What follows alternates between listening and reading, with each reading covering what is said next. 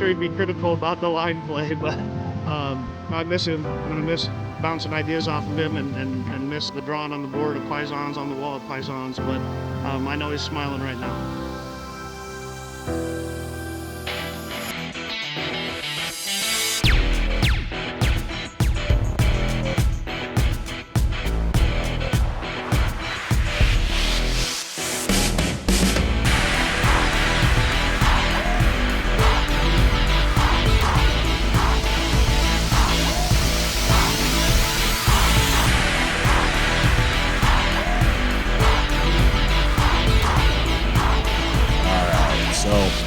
What you guys just may have seen if you're watching on YouTube, that was our little tribute video to Matt Vrzal, former Husker who just passed away recently, teammate to Jared and Kenny. So, Matt, may you rest in peace, man. The Husker Nation's going to miss you. Your former teammates are going to miss you. Thank you for everything you did, not just for Husker Nation, but for just people in general. Thank you, Matt, so much. So, all right, guys, we'll go ahead and get right into it. Welcome to the Husker Army Podcast. Fall in, add attention. You know, we're going to try and kind of lighten the mood back up here. So, let's get rolling on this. I am your host, Brian Knutzen. With me, as always, former Husker wide receiver and multi-time national champ Kenny Cheatham. And, of course, right next to me today, everybody, is our recruiting guru, Mr. Matt Sass. And our guest today, everyone, Mr. Jared Tomich, former Blackshirt. How are you doing, sir? Doing great. That was an absolutely wonderful piece you put together for Maddie there. That was awesome, guys. Thank you, Jared. I do appreciate that. That was something I was hoping to get put together to be able to put into this episode. So it was my pleasure to be able to put that together. And for anybody that may not know, the song I chose there was something that has stuck with me ever since the pregame show right before playing Michigan State in 1995. That was the tribute song they used for honoring the 94 national title team. So that song has stuck with me ever since. No kidding. It really fit. Wow. Yeah. Pretty cool. Yeah, reaching way back on that one. Yeah. All right. So, like normal, guys, you know, if you're watching on YouTube, please make sure to like and subscribe. Leave us a comment if you can. It really helps us out a lot.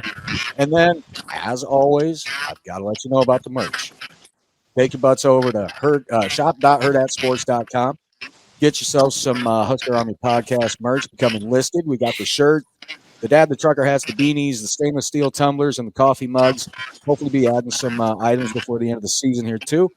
So we'll get that out the way. We are done with all that. We've got the formalities out the way.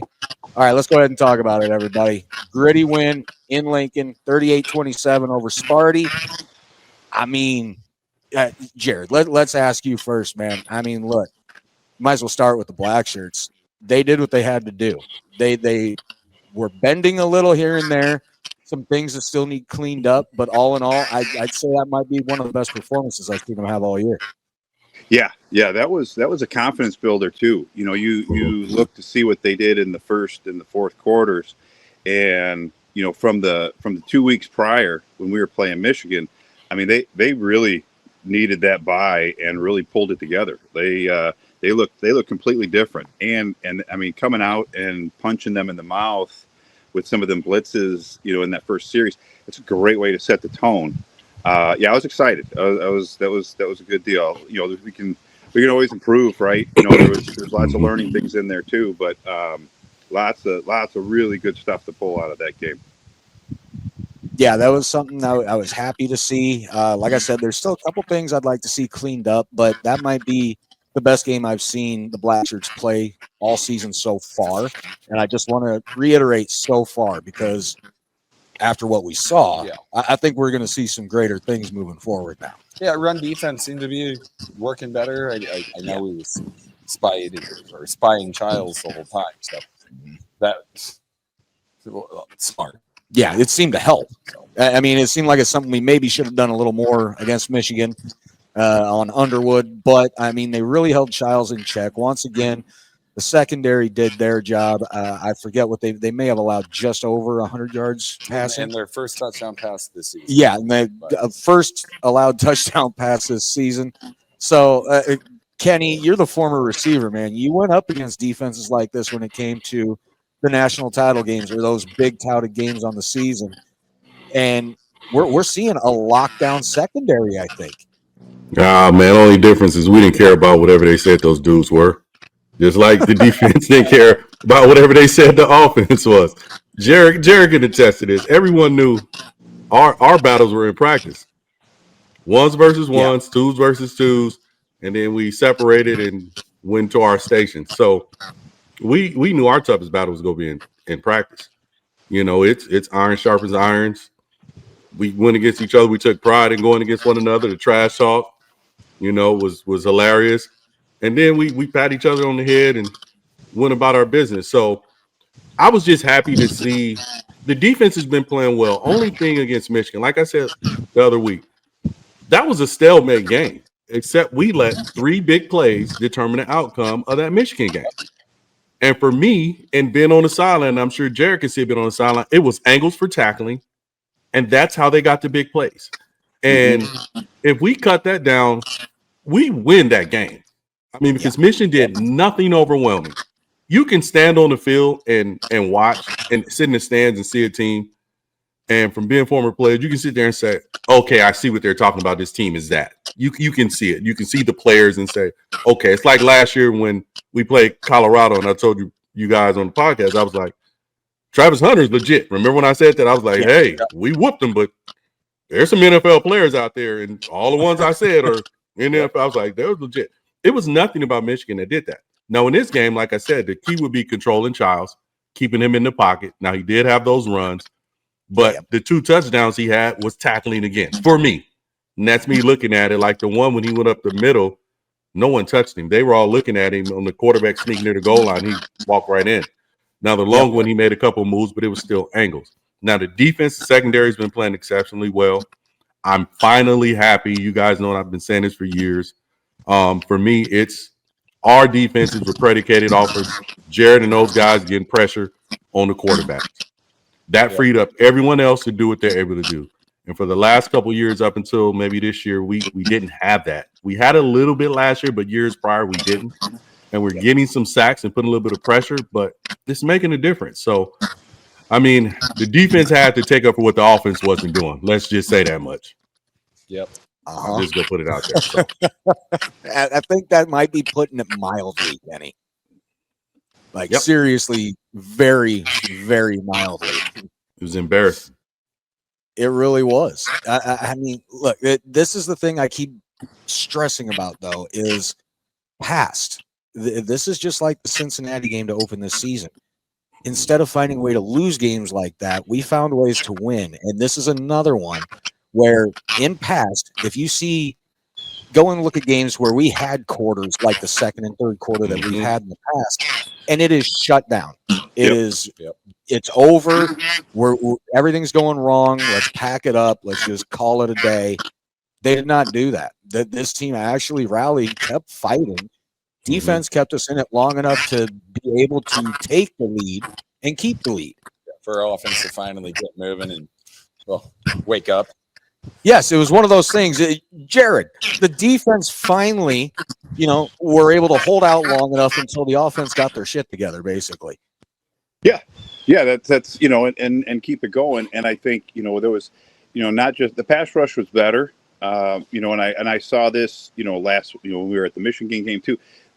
Our D linemen, they're moving their hands and not moving their feet, or they're moving their feet and they're not moving their hands. It all has to be in unison, to get past an offensive lineman, so they're doing a little bit better of that. And then I thought the corners did a good job of, when it was run and they were trying some of the outside runs, that the corners were holding the corner and not letting the running back hit the sideline and give time to the linebackers to get over there and make the plays. It's like I thought they did a really good job on a handful of times of holding the corner and just making that running back slow down just a tick to catch up with him. Yeah, it was the most inspired I'd seen the Blackshirts play all season. Before we go any farther, geez, I can't believe I forgot this. I think the video in the beginning threw me off a little. But we're on location over here, me and Matt at Hurrdat Sports Bar and Grill in La Vista. I can't believe Hurrdat. I apologize. I got a little ahead of myself, but I got back to it. So, yes, I can't thank Hurrdat enough for having us here today. This is an awesome setup, awesome location. It's cool. Amazing. So, all right. So back to what we got going on here. The one thing I could say about the defense, if I'm going to nitpick at anything, was the scramble and touchdown run that Childs had, where McCullough had him dead to rights on the blitz. He just took a poor angle to the inside shoulder. The only explanation or excuse I'll accept for that is him thinking he had help on the outside, which would totally justify taking that inside angle. But if not, man, he's got to break down and get under control when he's got a clear shot like that, because that was a chance to really shut that down. Yep. Yeah, that's where, some of the kids are trying, at different levels, they're trying to take that pop shot, and instead of just trying to wrap them up and wait for somebody else to come and strip the ball, which is more important than a big hit. I mean, we all like big hits, but wrap them up, slow them down, let the next guy come in and get, and really start, trying to get that ball out. Yeah, you wait for backup. If you can't get him down, hold him up long enough and wait for your buddy to come in and, clean up the mess. Clean it up. Yeah, there's nothing like a cleanup shot. Punch right at the end. Try and cause turnover. Yeah, come in and punch that thing out right at the end while he's wrapped up. Of course, you see it all the time nowadays. And you're right. That's the difference in defenses. Flying to the ball. Playing defense, man, there's no better feeling than just getting to light somebody up. I mean, that's one of the things that I've noticed when you look what I look for in the defense.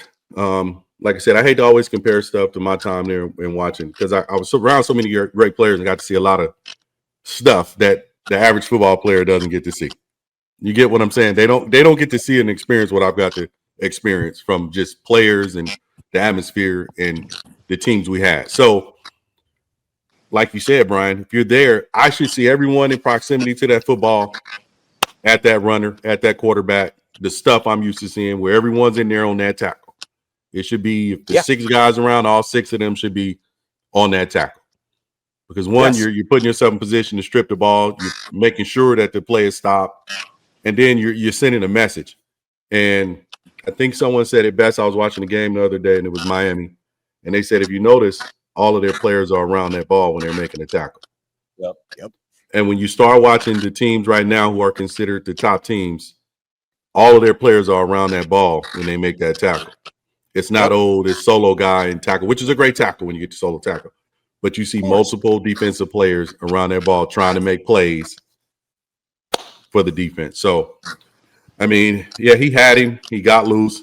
When he hit the hole and made the move, I was like, where's everyone else? I had a flashback of the Underwood play. And I know Jared saw it from where he was at. And like I told you guys, when that happened, it looked like the Red Sea parted. And all I saw in the Underwood play was the Nebraska in the back of the end zone. So watching Childs do that, I was like, where's everyone at? Yep. And it was 6. And I was like, he pretty much skipped in that end zone. So we have to get better at tackling in angles to prevent plays like that. And if we prevented that earlier, we'd be undefeated right now. It's the truth. Yeah. It's the truth. You see that all the time. It's crazy to me. The pursuant angles, like I don't think teams are working on that like we did. I mean, that was you drilled that constantly, and it just doesn't seem. They're taking angles, and they're taking angles that are 2-3 steps off. Just behind them a touch, and and that's got to be a practice thing. Yeah. Yeah, and going back to what you said, Jared, about the hands and the feet, what's ironic about that, I'm sorry to cut you off, Brian, is at the Michigan game, Dante Jones was explaining that to Buda Wright and a couple of the DNs after the game. He was like, you guys need to move your hands with the feet and get underneath, and he's breaking it down while we're standing there with them after the game on how they should do. He said, I see you guys doing this, but I don't see you doing this. But I don't see you doing it. Are you guys being taught that? He was literally asking them that. So for you to come in here and say the same thing, I mean, obviously it's what's not being done. Yeah, and I mentioned it to Coach Brown, I said, Coach, here's what, here's a tidbit of what I see, for D-line anyways. And, they're just not, it's one or the other. And, they have to be in unison. You've got to be making up ground as you're knocking their arms down and getting their hands off you. Cause it's more and more holding, from an offensive lineman, it gets called less and less. It's been the tradition for years. Because this is part of the rules now. So you have to be able to swipe their hands off and be on their hip before they have time to recover. Yeah, and I know Jared saw that run by Underwood as clear as day as I did, because Jared, I was at that game as well, and then it was probably sometime in the third quarter. I looked 5 rows down from me, and there you were. Oh, no kidding. Yeah, I was like, oh my God. So nice. Yeah, you saw that open up as clear as day as I did. So, yeah, because I had Matt Sherman sitting 1 row ahead of me, like 5 seats down. So having the Terminator there as well, and then seeing you just like 5 rows down, I'm like, oh my God, I'm sitting in a great spot. Even watching it at home, though, I mean, right when the play happened, I was like, oh my God, yeah, good touchdown. Yeah, it was pretty obvious. Yeah. But once again, though, that's why I was kind of worried about this game, because I knew Childs has that ability. He's mobile. He very well has the athletic ability to take off at any point in time, especially when the protection breaks down. So I was always worried about this game from last year.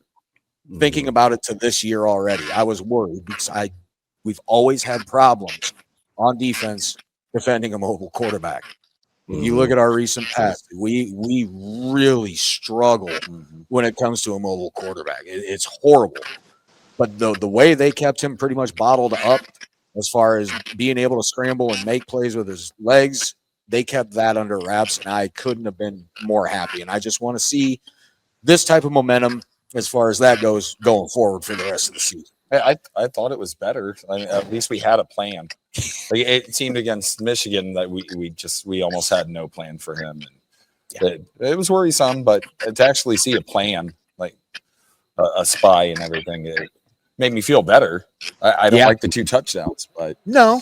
But for the most part, other than the touchdowns, we kept in pretty good shape. Yeah, I mean they're gonna score, and our special teams did awesome. Yeah. That's a big part of it. Perfect segue there, Jared, because that's literally what I was about to bring up, man. And I wanted to throw it to Kenny because I know special teams is like, it's got a special place in his heart. The guy talks about it all the time, how much he wishes he would have been a kicker. Laziest guys ever. Kenny, I mean, come on, Kenny. Our special teams, man, they haven't cost us a game this year. Matter of fact, you look at yesterday, and if that score would have stayed 14-7, they would have been the ones that won us the game. Yeah. So, Coach Eckler, I mean, hail to you, man. Thank you so much. Yep. Kenny, you got to be your leader. What a major difference from last year. Oh, my God. Woo. Like I said last year, at some point you had to blame the players for not doing their assignments, but then you also have to blame the coach. So either they got it this year or they understood they won't be playing, because I actually don't sit on the edge of my seat when special teams goes out there, from field goal kicking to kickoff to punt return to kickoff coverage. I mean, hell, we blocked one, and we almost had a return, and the muffed whatever on the kickoff. I mean, goodness gracious, that they look like us. How we've looked the last couple of years. It's good. We had more return yards yesterday than we have in the last 3 years. Oh my God! Alone. I mean, yeah. I mean, that's what I'm saying. I mean, I'm sitting looking at the TV like, am I watching what I think I'm watching, or am I in the twilight zone? Now, I will say, in the thing tribute to Verz, we had a funny looking dude in there who was a kicker. That man Billy LaFleur. When I see you, Billy, I'm putting you in the headlock. Magavica and the rest of you chumps, I'm putting in the headlock too. I didn't get to do it 2 weeks ago because I was shaking and moving, but I owe you these knuckles of fury. I love you, funny looking dudes. But yeah, man, it felt good. I think what's this called? Average 30 yards a kick or something like that? The kicker? The punter? That's awesome. I remember LaFleur. Yeah. Oh Really? yeah, dude. Character. It's crazy that as Husker fans, you remember past players like, just your punters and things like that, like Coe and guys like that, Goals. Yeah. See, it's amazing. I love it. All right. So, I mean, look, like I said, defense, I mean, great outing by them yesterday. That was by far the best performance I've seen them have all season. And to now see what they did against Cincinnati and seeing what Cincinnati's doing for the rest of their season so far. I mean, they're 4-1. Their lone loss is to us, and they just took down 5-0 Iowa State. So I know I just said 5-0 Iowa State. I get it. It's Iowa crazy. State. I'm Crazy. sorry, but yeah, they're still very well coached. Thank you. In my opinion. So yeah, defense looks so much better. If Butler can keep this motivation going the rest of the season, I don't see any reason to not win these games up until probably USC. And USC right now, honestly, is even kind of looking kind of suspect. Mm-hmm. So I don't know. Look, Penn I State know now too. Penn State. Oh, good Lord. You know what? For one moment, I'm going to stop talking about Husker football. What the hell happened with Penn State? I don't. Yeah, Tough literally, loss I can only hangovers. stutter. That was the only thing I could come up with. They shouldn't have lost that game. But 0-4. they played horrible. 0-4 UCLA. That's called tucking your tail in. That's called looking past. Yeah. Them. That's what they did. And not being. Or maybe I wouldn't say prepared. I would say mental weakness. I mean, because Jared can tell you in '96, which was one of our worst games ever, the Arizona State game. Let's just call it for what it is. It was a late game. It was so many factors in that. And like I've said before, Coach Osborne said everything in practice. I don't know if Jared can remember. Everybody knows I remember everything. When he stopped practice and said, look, guys, everything that's happening in practice is going to happen in that game. We were on the grass. He had the loudspeakers out. He said it's going to be loud. They're mad because we hung 70-some plus points on them last year. They're going to be dedicating the field to the coach. It's going to be a late game for us. We're going to sit around in a hotel all day because of the time change. He called a game. You guys are fumbling, bad snaps. He called a game verbatim. And we lost that game. Everyone knows. But that next week, K-State got hell.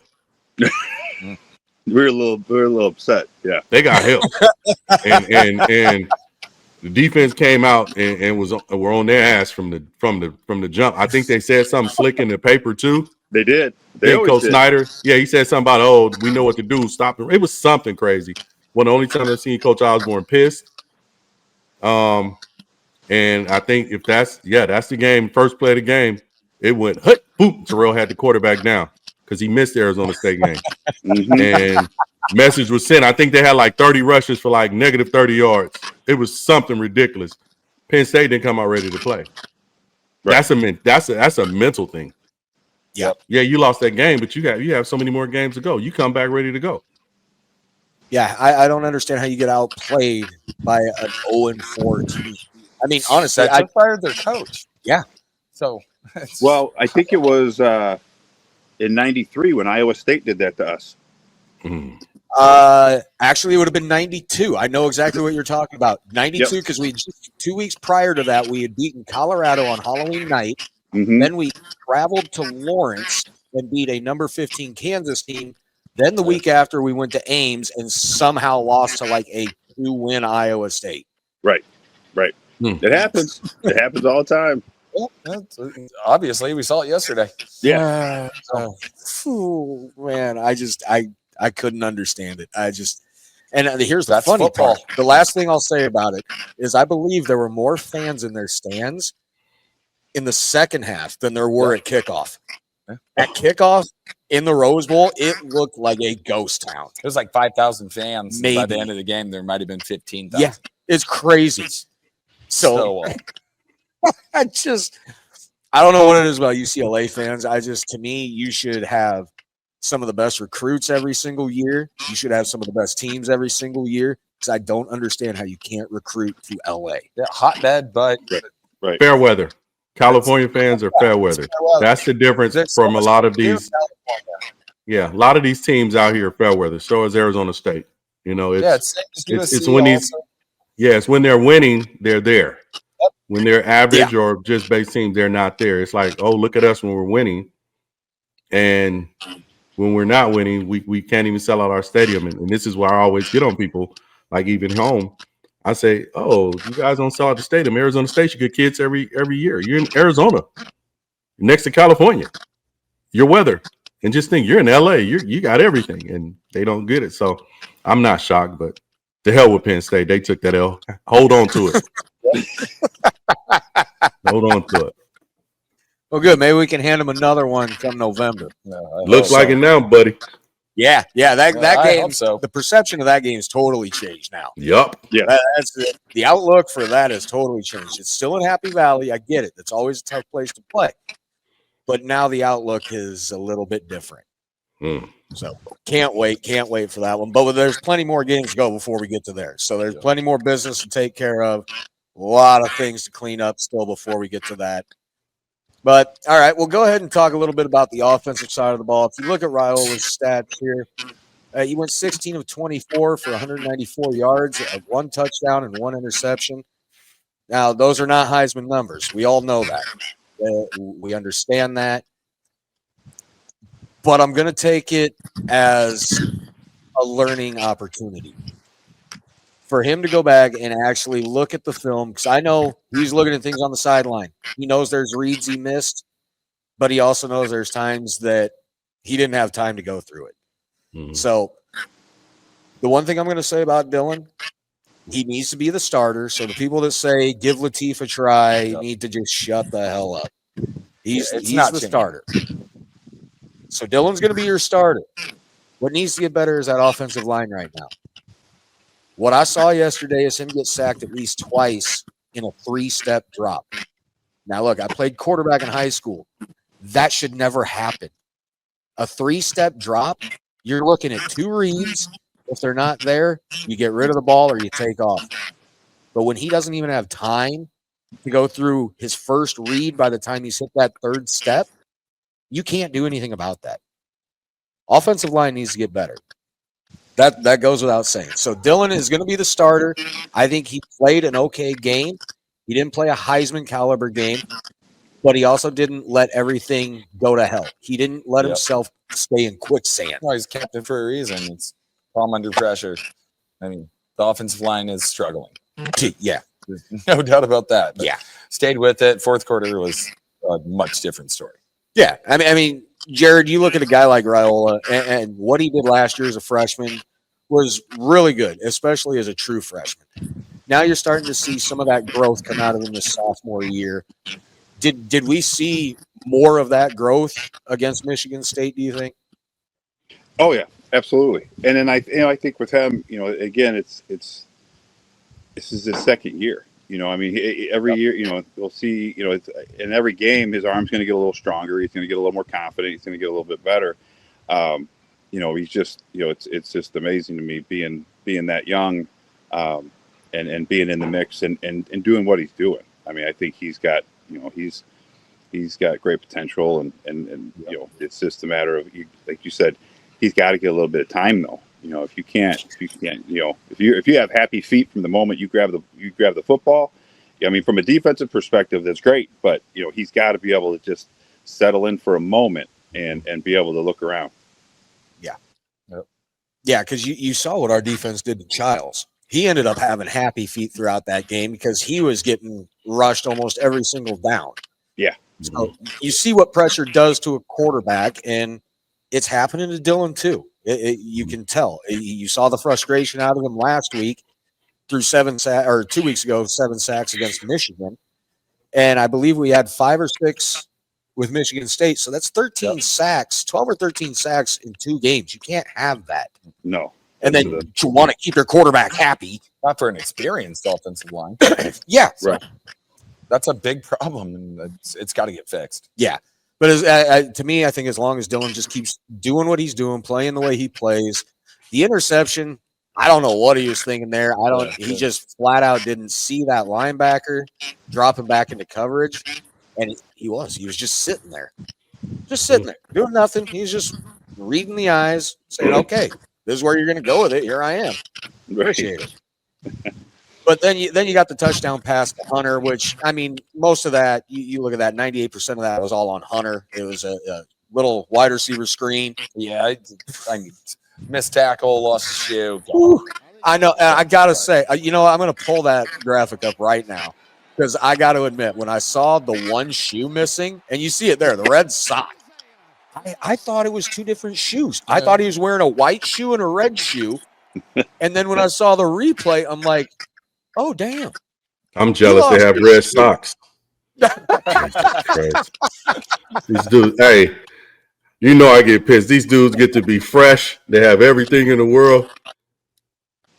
11. We need to go 11-1 or whatever. Yeah, that's the world we live in. Red socks, boy, oh boy. Right. They come out in the dark black tunnel with music bumping and lights. This is crazy. This is crazy. I'm angry.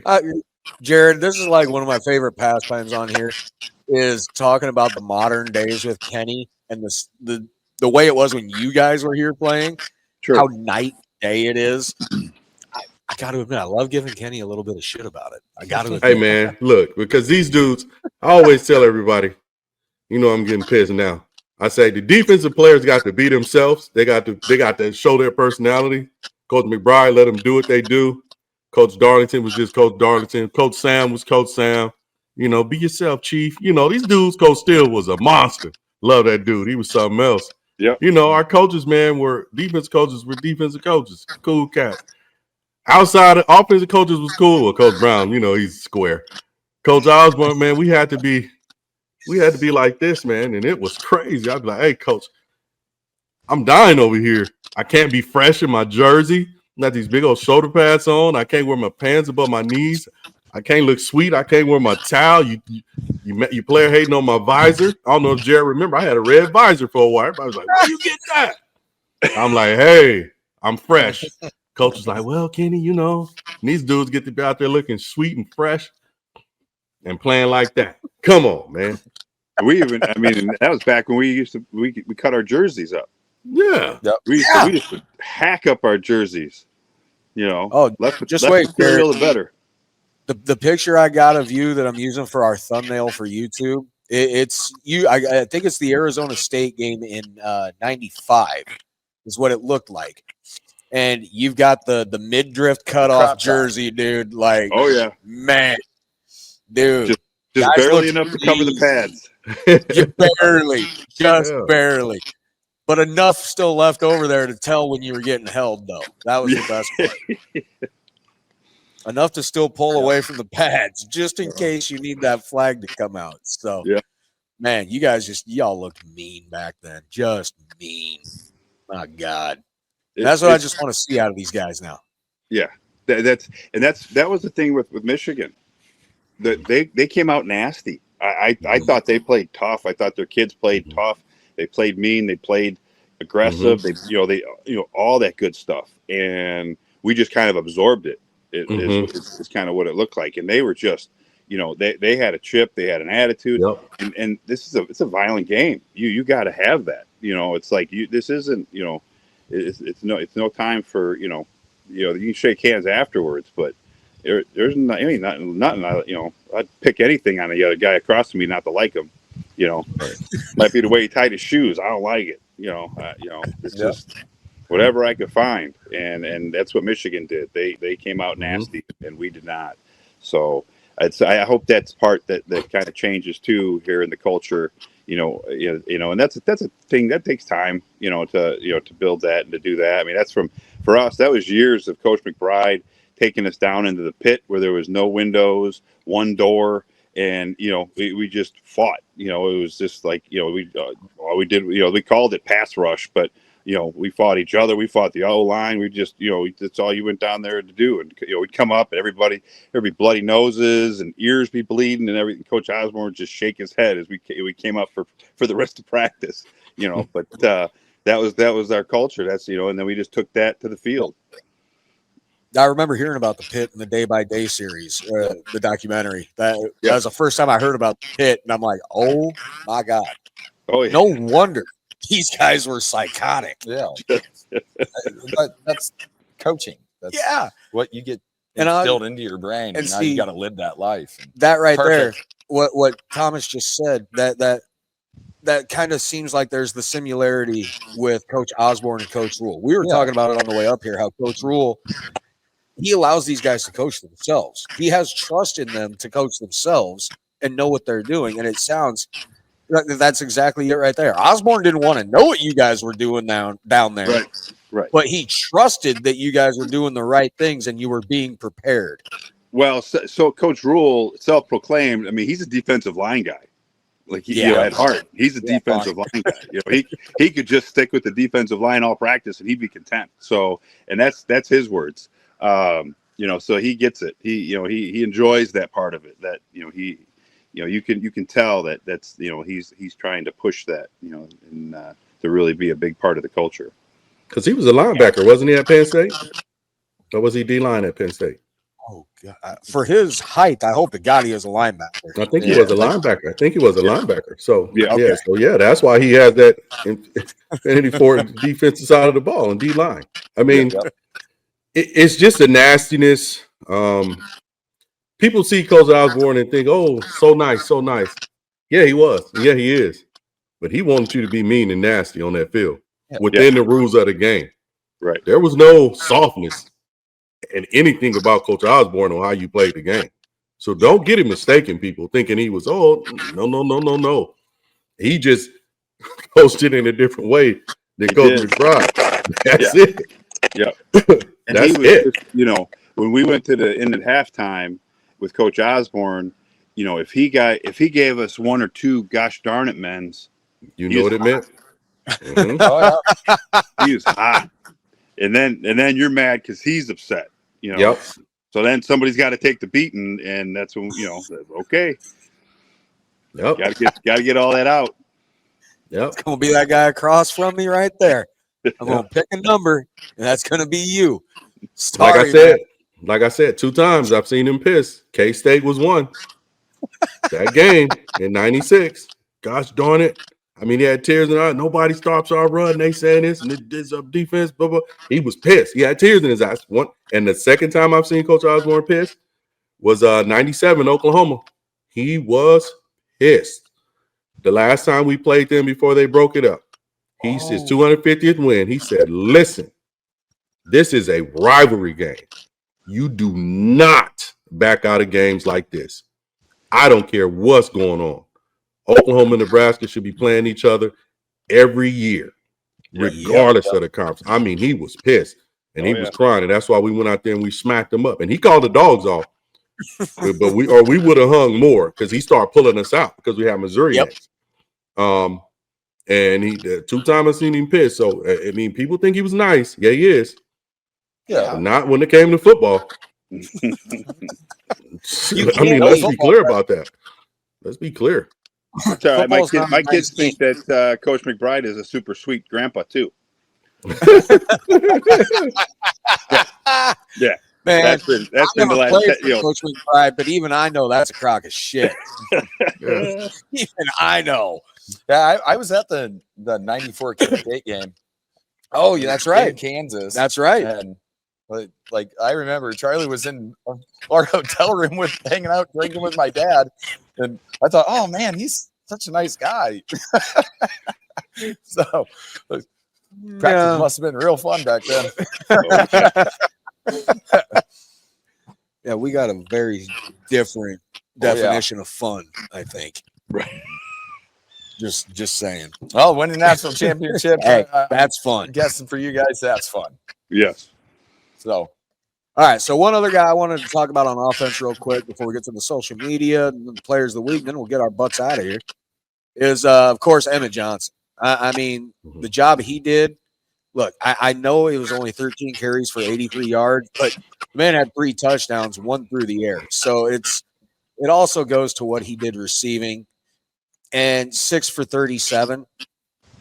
I'll take that anytime. And but their first down runs. Apparently, I was wrong. I thought 1 was through the air. All 3 were on the ground. So apparently, I was wrong there. So I mean, that's even more amazing. So Kenny, we've talked about Emmett numerous times on here. He's been, I think he was player of the week for us against Cincinnati. We've had him on the podcast before. He's a humble young man, but he's one of those that games on the line, 4th and 1, 3rd and 1. He wants the ball. So we're starting to see that now. Now, Kenny, we're of course the offensive line woes are there, but Emmett's doing what he can to get the yards he can and to make any contribution, as we can see. Yeah, with the struggles of the offensive line, my only thing would be to continue to do one cut and go. One cut, head upfield. Because if you're making them have to miss you in the backfield, one cut and go. And that's what he's done. That first big run, one cut and go. First thing he did against Michigan, one cut and go. Sometimes you can't give them all the sauce when you run into the outside. At some point, you have to turn it upfield. That's just basic football. He played a good game. The one run, which led to the touchdown, which he scored on, and then the kickoff, which we got back, that was a big, huge momentum swing in the game. So, I mean, I think Emmett played a good game, especially with our line struggling, and hope he continues to do that. We just need to I've yet to see us play a complete game on offense yet. Yeah. And that's what I'm waiting to see. I've yet to see us play a complete game on defense. Once we do that, you'll really see what this team is all about. Because that secondary is going to do what they do. We get the tackling shored up and more pressure, more sacks, and make the other teams uncomfortable continuously. I mean, we have a chance to do something. You know what I mean? Yeah. So I agree. We're 4-1. It looks like every game left on our schedule we can win it. Yes. So it's just you got to go out and play. Yeah, UCLA just gave us that hope. So look, and the showing Minnesota just had against Ohio State. I mean, they're obviously not up to what their standards are right now. It's Ohio State, though.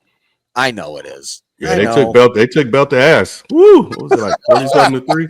And you get the best talent in the country every year. It's going to happen. It's going to happen.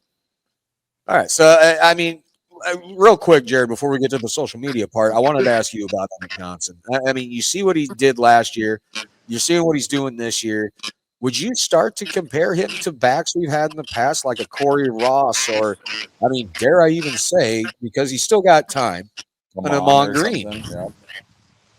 Yeah, he's got flashes of it, and it's, we still, let's see how that is at the end of the season, with that. Hopefully, that'd be awesome. I mean, what great company to be in and work yourself into. Like that's, that's pretty encouraging, and to kind of have that to strive for too, for a young man like that, it would be pretty cool. I mean, there's definitely, again, he's got to get, it's.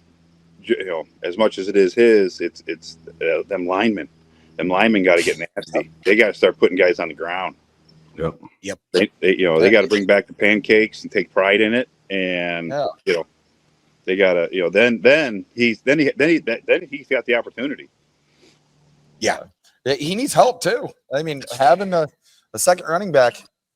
I mean, let him take a break every once in a while. Just a breather, quit. I just can't burn them out. Yep. Well, you can't have things happen like right after Barney's big punt return. Those 3 straight plays where we're inside the opponent's 30. Then by 4th down, we're on our own side of the 50. 4th and 42. Yeah, we literally had looked like we went from being Nebraska to, on that series, being the SCLSU Mud Dogs. Yeah. I was looking for Bobby Boucher to come running onto the field and help us out because I didn't know what the hell was going on. That's exactly what it looked like to me. Yeah, it was something. I've never seen. These guys got to figure out how to handle success too. Mm-hmm. Yep. I agree.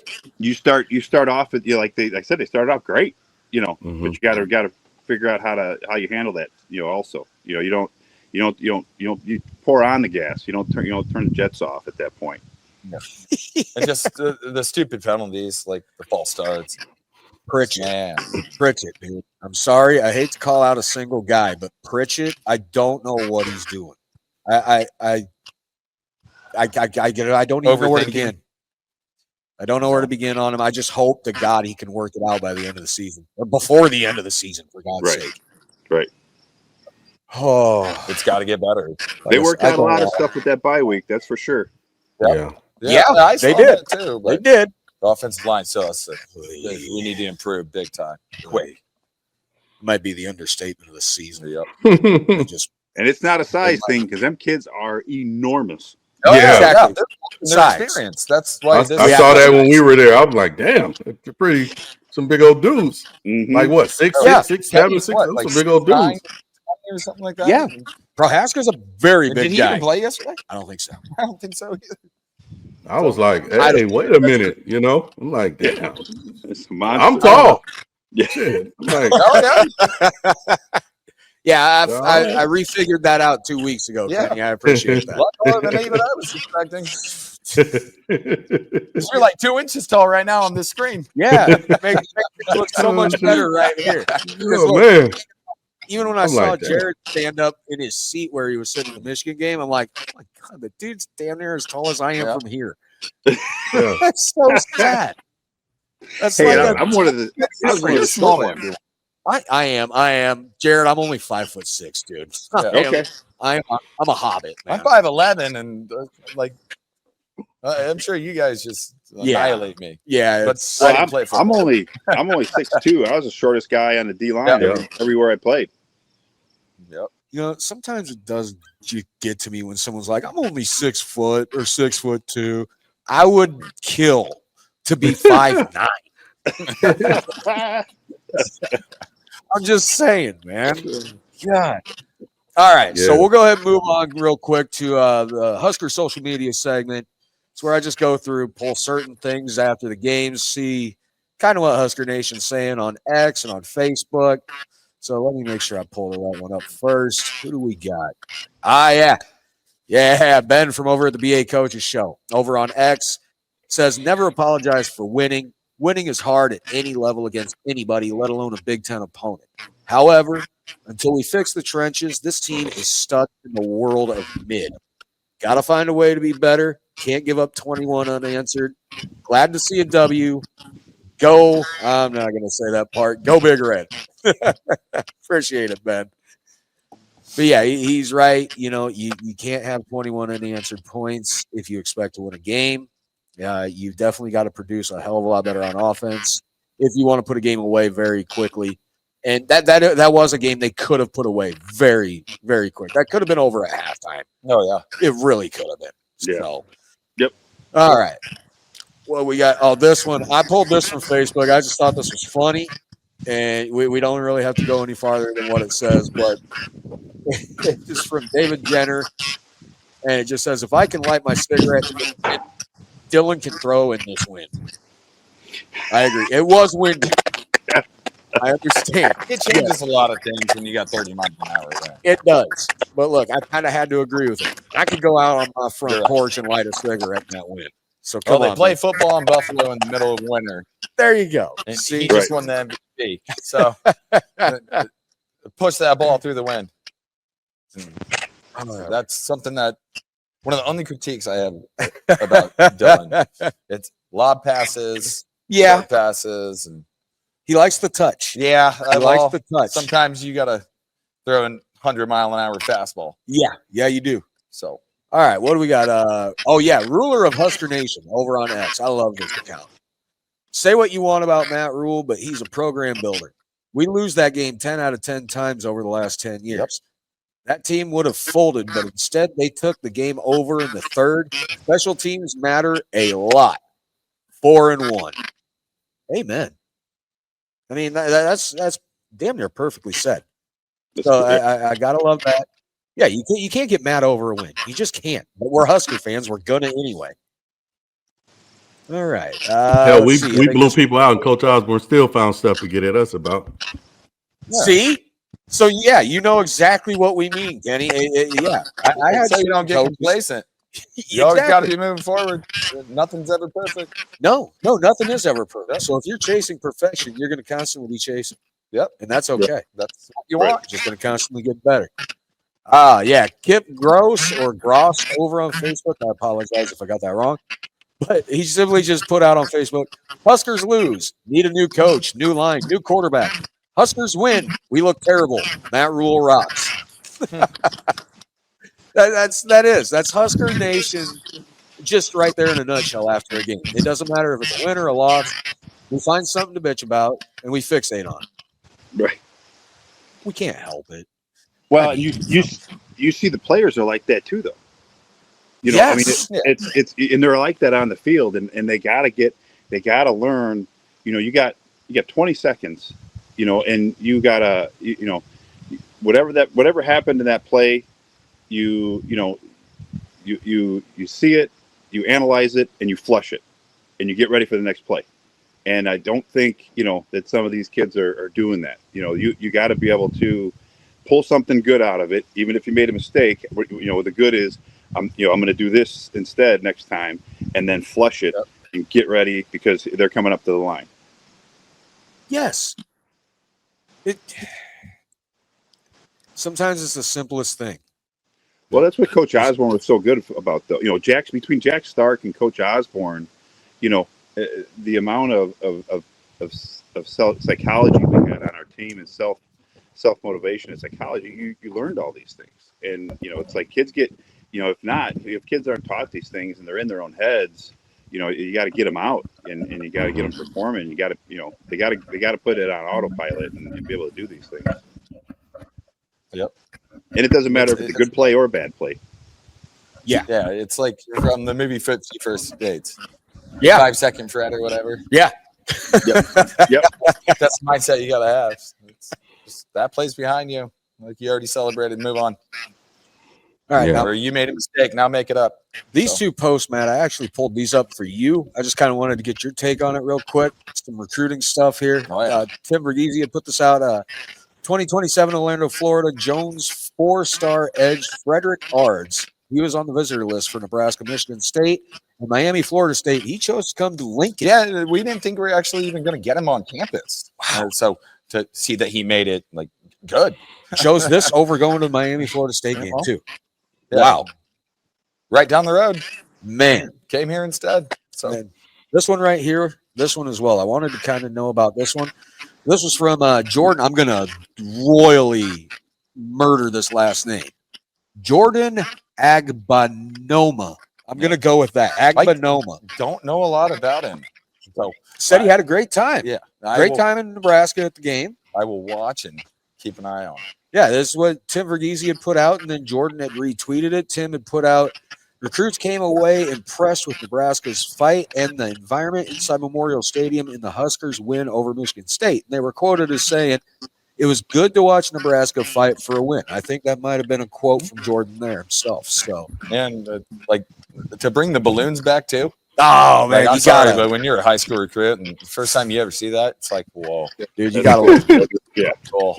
I know the farmers Even hate the my balloons, but dude, I'm never. And Jared, I'm sorry. I've never been a farm guy. I've never worked on a farm. Never lived on a farm. So I apologize. But I love the balloons, man. We gotta have the balloons. It's worth It's it. just you see it as breathtaking. See? There's nothing like it, It's Yeah, worth it. We got a farmer. We got a farmer rancher right here saying it's worth it. Yeah. Oh yeah. It's like a Disney Balloons. movie. You see it and you're just like, Farms. Farms are awesome. Farms are awesome. Yeah. Here's a news flash for those of you who don't know. My dad is from Texas. My dad had cows. Oh, yeah. My grandfather, my uncles. You guys didn't know Ken used to have to bale hay and all of those things and take care of cows growing up. But people would never know that. Milking the cows too, Ken? And they have horses. That's Well, cool. and pigs. Yep. But that's stuff people would never assume. People would never assume. Dinner. Been friends with this guy for like 5 years now. I didn't know that at all. Uh-huh. Yeah. What the hell? Yeah. You have to go pick up the hay, certain types of hay. Well, this one's got the oat in it, and this one's got the, I don't care, Daddy. Let's hurry up and get it and give me the hook so I can take this off the truck, brother. I got to go play Nintendo and watch GoBots or something. You interrupted my This is the time. guy nowadays, he comes back to Nebraska for a 3-day visit, goes back, and he's sick. Yeah. Nebraska, COVID. The razor one, the new string of COVID I got at that football game. Oh man. And that is matriculated into tonsillitis. Yeah, I got sick down there, brother. Ooh. So I got really sick. So I guess it's this new string they're calling a COVID-19 razor. Feels like you swallowing glass. Jeez. Yeah, that's the one I got. I've been a man down for like 2 weeks. This is the most I've talked in 2 weeks. Wow. So I'm on all kind of medication, man. You can hear the congestion still in my voice. Yeah. So it's it was rough, man. It was rough. But there we go. We're back. hey, but farmers, we do what we do. The farmers, what? We do what we do. I had to grow up doing that stuff, man. So I just never said anything about it. Yep, that's my life, and I love it. That's true. Yeah, something he's never said. Something else. I don't get it. We're gonna have to talk about that sometime, Kenny. Keep stuff on the under, brother. All right, last thing to go on before we get out of here is, of course, our field generals of the week. And of course, I don't think the offensive one's much of a surprise. We got Emmett Johnson over there on the offensive side. Defensive side. It was kind of a toss-up. It was going to be either Singleton or it was going to be Shavers Jr. To me, I know Singleton had the 2 interceptions, but man, Shavers was everywhere. Yeah, he was all over. A man possessed, dude. That's exactly what people wanted to see out of him after his showing in the bowl game against Boston College, and we're starting to see that now. Yeah, and it's sideline to sideline linebacker. Only going to get better. Yeah, every team needs one. That's what we want, guys. That's what we want. I mean, yeah. I mean, we did. It's a couple things I want to say, man. Go ahead. The tribute to Verzal was awesome, bro. That was my brother. I don't think a lot of people understand. How can I say this? That you hear these teams talk about how they're teammates and how they play with so and so and so and so at school. I don't think what they really understand the difference between us and a lot of other schools that we are actually really friends. Like really friends. Like we don't have to talk to each other all the time, but when we get back together with them same kids that were in Lincoln, Nebraska, as grown men with families and stuff, picking on each other, needling. And sometimes somebody like me gets envious of the guys who are still in the Nebraska area, who still get to be with each other as much as they can because they're there. You know what I'm saying? So for that to happen, I think for us, who's someone we were just with, 48 hours, maybe 2 hours before. Yep. I'm sitting and joking with for 15 minutes. I'm on him about his velour or whatever that was, jacket, his maroon one. Red jacket. Yeah. I'm roasting him and he's laughing at me and he's telling everybody, you got to pay attention to what Kenny tweets and says on Facebook. It's the most hilarious stuff on the planet. And we're just sitting there laughing and we're joking and it's the same stuff. You know, when you come in by the shop, big head and, just picking, and then to see that and hear how it hit home, like nah, what? No, really? Nah. It's hard. It's gut wrenching. It's a gut punch, and it's hard because you literally lost one of your brothers. So, I mean, like I said, people have to understand how tight we were as teammates, and we're really friends. Like if we went to a bar and somebody was in there, we all hung together. People don't understand we hung together. Yeah. We generally hung together. It wasn't, we had our groups, but we generally hung together. And like I said, there's videos of us all hanging together, doing what we do, picking on each other, playing with each other, meddling. I mean, it's just what it is. So that really hurt, man. And I think a lot of us are taking that. Well, I'm not gonna say all of us are taking this really hard. Being that we were just together, being that it happened so suddenly, being that the dude it was, because I don't think you can meet someone who can say anything bad about Verz. No, he was a character. He was a character. I mean, some of us were characters. People think I'm a character. I was something. I eat at Paisans all the time, and we just talked about it on Sunday. We talked about it during the podcast. That was the weird part. We literally just talked about that. I love we were literally just talking about it, and no nonsense. It hurts, man. It really does. Because people don't understand our close interactions. Like, I'm gonna say this, Jared probably doesn't even remember this. I had hurt my shoulder. I separated my shoulder in 95 when I was out. I was going through it. I was mentally whooped. And I think they had me late for class. So I was like, no, I was there. I don't know if you remember this, Jared. We had the Unity Council, and I snapped, and I went off. And Jared and Tony Veland came out there and was like, little bro, we get it. But it's about us. It's not just about you. Yep. It's about the team. You know what I'm saying? They were like, we understand, but it's about the team. And I never got to say thank you, bro, because I appreciated that, because that helped me, because I was struggling. My aunt had passed away. I hurt my shoulder. Yeah. You know what I mean? And that's a lot to deal with. You know what I mean? I'm 18. I'm 18 years old. Right. I'm like, damn, she passes away. I'm 19. Listening to my football game, our football game. We just played Washington State. She was listening to the game when she passed away. That's a lot to deal with. You know what I'm saying? And then you hurt, after that. And it was like, damn. You know what I'm saying? So, but I appreciate that. But people don't understand those moments, interactions we had with one another are the things people don't see. Right. Yep. They see the accomplishments on the field. They don't see the behind the scenes stuff and time we spent with one another in the training table, cracking jokes, lifting weights. Hey, this will make you better, man. Do this. Watch what we do this. Come on, little bro. You can do it. You can do it. That's the stuff that counts. That's the stuff that separates and differentiated us from other teams. We didn't sit on the sideline under the tents or whatever on the bench when the defense was on the field. We stood up and watched. Yeah. Right. We got our little couple seconds. Yeah, blah, blah, blah, blah. Then we stood up because we want to see what they do.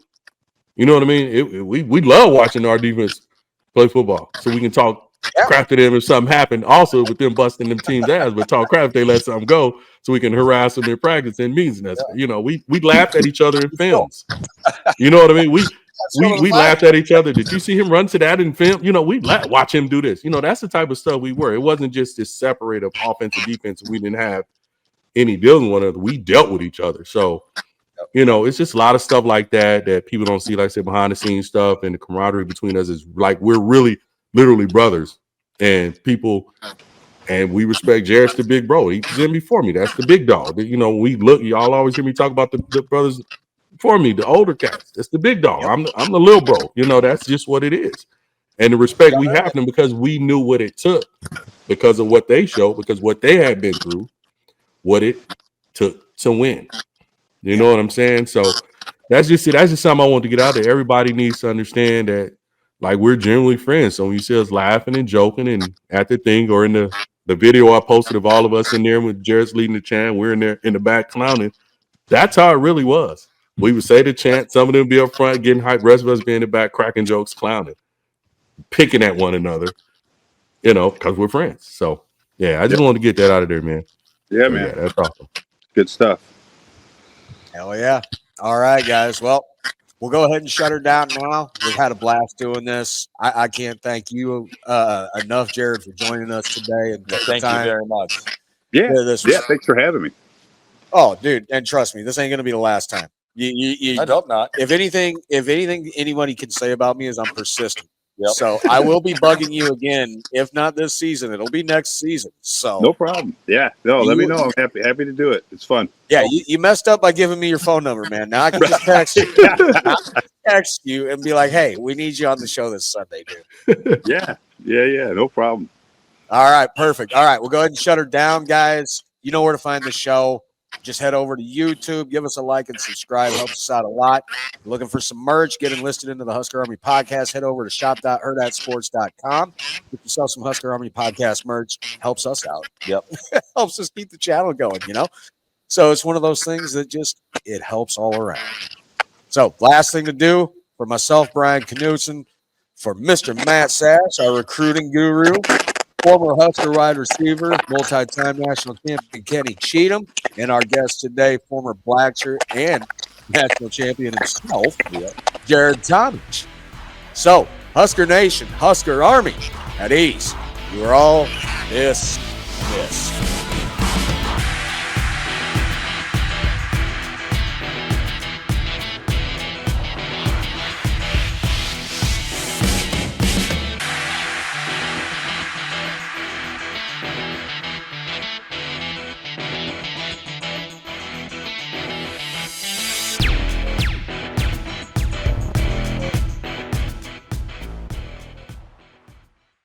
A Herd at Sports Network production.